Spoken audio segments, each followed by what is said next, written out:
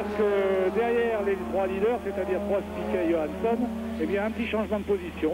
C'est que Alboreto a pris le meilleur sur Berger. Berger qui était devant lui pendant presque les trois quarts de la course. Eh bien apparemment un changement de roue de plus pour Berger lui a coûté de rétrograder derrière son nouveau coéquipier. Là, si on parle de bataille acharnée au sein de l'équipe Williams, et à juste raison, entre Piquet et Mansell, eh bien, on va certainement vivre la même chose du côté de l'équipe Ferrari avec Alboreto et Berger qui ne vont certainement pas s'épargner cette saison. Alors tout à l'heure, l'écart avait diminué entre Prost et Piquet. Il était descendu à 32 secondes, mais je crois que c'est dû surtout à la raison que finalement Prost a dû doubler des concurrents attardés. Et maintenant, eh bien, il y a 34 secondes d'écart entre Prost et Piquet, alors que nous sommes à 4 tours, un peu plus de 4 tours et demi de l'arrivée de ce Grand Prix du Brésil. Je sais qu'à Paris, eh bien, on essaie de nous appeler, mais d'une manière pas très audible, à moins que ce soit des techniciens brésiliens qui nous parlent ici dans notre casque. Prost entouré donc des deux Ferrari. Mais ce Grand Prix nous aura apporté quand même beaucoup de bouleversements, surtout en début de course, et puis une surprise. On n'a pas assisté à la domination des Williams comme cela aurait pu être le cas après les essais, les résultats des essais. La prochaine course se déroulera en Europe sur le circuit du Imola, où il faudra là, comme l'a dit José, se méfier des problèmes de consommation. Oui, alors Prost n'est pas seulement le leader, il peut aussi revendiquer le titre de pilote le plus léger de tout le plateau de Formule 1. Vous le savez, on pèse les voitures aux essais pour s'assurer qu'elles sont conformes au règlement qui impose un poids minimum de 540 kg.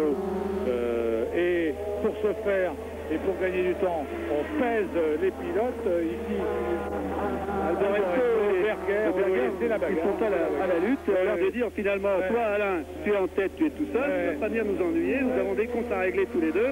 Alors reste derrière, s'il te plaît, nous on doit essayer de récolter quelques points. Il va pas se faire de cadeaux, Michele et Berger, ça c'est certain.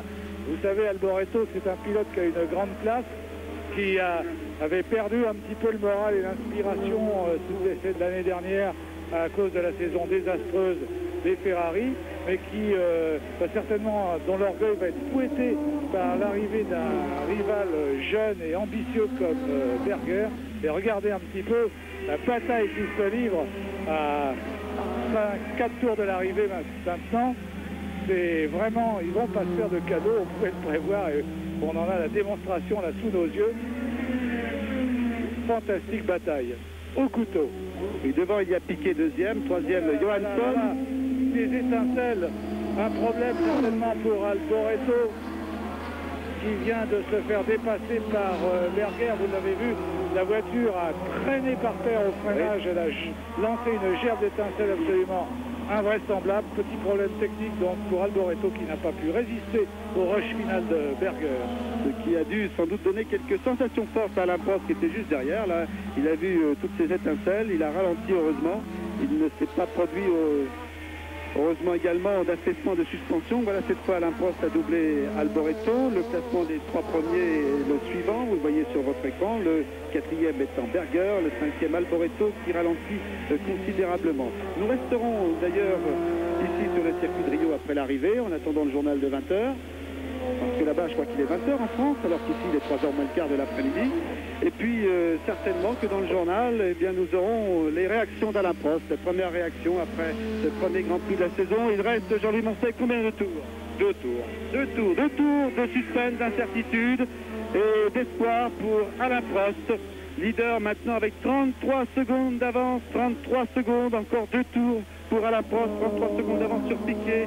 Johansson est à 49 secondes, Berger est 4e, 5e Alboreto, 6e Boutson, Treff est 11e et Pascal Fabre qui suit... Oui, à signaler qu'on a quand même un beau score puisque sur 3 Français au départ, ils sont toujours 3 en course. Oui, c'est important pour ça, par exemple, de terminer son premier Grand Prix. Tout à fait, très important et même si les deux pilotes de voitures atmosphériques occupent les 2 dernières places du classement, par contre il y en a un qui est en tête. Et puis José, il faut dire à ses connaisseurs que cette colonie française trois pilotes, eh bien, va augmenter lors du prochain Grand Prix. On souhaite retrouver l'équipe UG, pourquoi pas, je ne sais pas si cela sera possible, en tout cas on l'espère. Oui, moteur Calmels qui doit faire ses débuts à Imola avec Philippe Pagnot.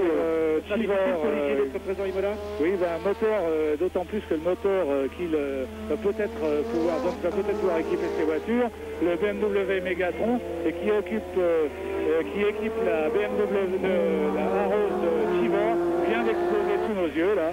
C'est pas très bon signe ça.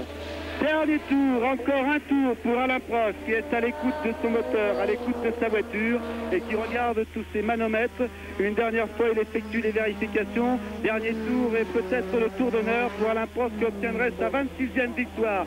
Plus qu'un seul Grand Prix et il atteindra le stade des 27 victoires en Grand Prix, c'est-à-dire qu'il rejoindrait Stewart, recordman en victoire, 2 victoires en Grand Prix et qui finalement, Jackie Stewart encourage Alain Prost à chaque fois qu'il le voit d'une manière très sportive, très fair-play, même si là il perdra sans doute son record, bien, il est encore supporter d'Alain Prost. Il le sait lui-même. Voilà une dernière fois, Alain Prost va enclencher et monter ses rapports, il va atteindre presque 300 km/h. Il passe devant les Cariocas qui sont déçus, je peux vous le dire, ils sont déçus, ils étaient venus là pour voir la victoire d'un Brésilien et ils vont voir triompher un Français, mais ils savent que c'est sans doute le meilleur pilote du monde qui est en tête de ce Grand Prix du Brésil, en tout cas l'un des meilleurs, pour ne pas dire le meilleur, et c'est un public de connaisseurs. Attention, là vous avez vu, Alain il est monté un petit peu sur le trottoir, il a récupéré la voiture. Et c'est extraordinaire quand même parce qu'il tourne en ce moment en 6 secondes plus vite que Nelson Piquet, qui devrait pourtant lui essayer de combler son retard. C'est vous dire que l'aisance souveraine aura été celle de Prost pendant ce Grand Prix. Il a vraiment surclassé ses rivaux, tant avec sa tête qu'avec son style, sa bravoure, son courage et sa mécanique et son talent. Dernier virage et dernière accélération pour Alain Prost. Premier Grand Prix de la saison, première victoire de la saison pour le champion du monde en titre. Premier donc au Brésil ici, Alain Prost. Déception pour les Cariocas, pour les Brésiliens qui finalement étaient venus là pour assister au succès soit de Senna, soit de Piquet et qui voit donc triompher Alain Prost qui confirme ainsi sa sérénité. Il n'était pas du tout inquiet après les résultats des essais. Finalement, ce sont ceux du warm-up qui se sont avérés justes et puis surtout ce sont les pneumatiques qui ont fait la différence, ou plutôt l'usage sont les mêmes pneumatiques, l'usage des pneumatiques, le réglage de la voiture et le pilotage qui ont permis à la McLaren de s'imposer. Deuxième, Piquet, deuxième Nelson Piquet, le troisième devrait être Johansson, le Suédois. Donc bon résultat pour l'équipe McLaren. Et puis un petit peu plus loin, on devrait trouver Berger et Hudson ainsi que Mansell. Voilà, c'est terminé. Premier drapeau à damier de la saison. Heureux dénouement pour le pilote français. Et nous rejoignons Paris. On devait rester, mais finalement, on se retrouvera tout à l'heure dans le journal de 20h avec Alain Prost. Bravo Alain, c'est super. Merci Bernard Giroux, José Rosinski. Vous avez la chance décidément sur TF1 à assister en direct à la première voiture, à la première victoire d'Alain Prost dans le cadre de ce championnat du monde de Formule 1. À 20h, c'est Bruno Mazur qui présentera le journal. À 20h35, De Funès Galabru avec le gendarme se marie. Et aux environs de 22h10, Sport Dimanche Soir, résumé des principales manifestations sportives de la journée, à savoir notamment ce Grand Prix du Brésil et aussi la victoire de Van der Arden dans Paris-Roubaix. Il me reste maintenant à vous annoncer aussi que dans quelques instants, vous aurez droit au tirage du loto sportif. Bonsoir et bonne fin d'après-midi et bonne soirée sur TF1. À tout à l'heure.